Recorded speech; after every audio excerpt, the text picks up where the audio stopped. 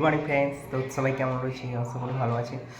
তো আজকের যে বিষয়টা নিয়ে কথা বলতে চলেছি সেটা হচ্ছে সেলফ কনফিডেন্স।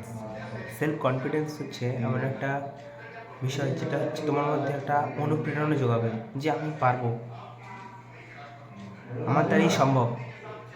এই বিষয়টা কখন বলতে পারবে? যখন তুমি তোমার মধ্যে একটা কনফিডেন্স আসবে, তখনই বলতে পারবে। বোঝা যাচ্ছে? যে কারণে নিজের মধ্যে কনফিডেন্সটা ঠিকঠাক রাখো এবং কে কী বললো জেনে লাভ নেই, আমি কী করছি মানে তুমি কী করছো সেই বিষয়টা প্রথম ক্লিয়ার রাখতে হবে। যদি তোমার মধ্যে ওইটা ক্লিয়ার থাকে তবেই কিন্তু তুমি কী করতে পারবে, কিছু করার মতন কিন্তু মোটিভেশন পাবে। বোঝা যাচ্ছে? অন্যের মোটিভেশান নিয়ে কিন্তু এগোনো যায় না। নিজের মোটিভেশান, সেলফ কনফিডেন্স সব থেকে মেন দরকার।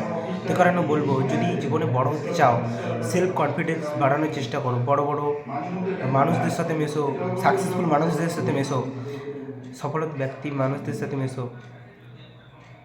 ইউটিউব ভিডিও দেখো, মোটিভেশন ভিডিও দেখো, বুকস পড়ো। এতে কী হবে? তোমার মধ্যে সেলফ কনফিডেন্স যোগাবে। ঠিক আছে? এইটুকুই বলবো।